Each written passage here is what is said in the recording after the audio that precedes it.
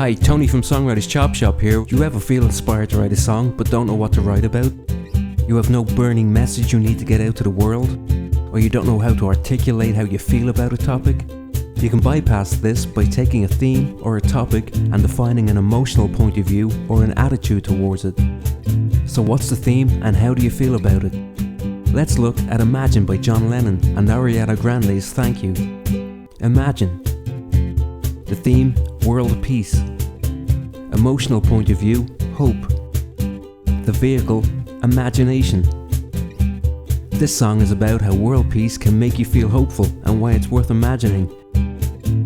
Thank You by Ariana Grande. The theme is self-empowerment. The emotional point of view, grateful. The vehicle, loved and lost.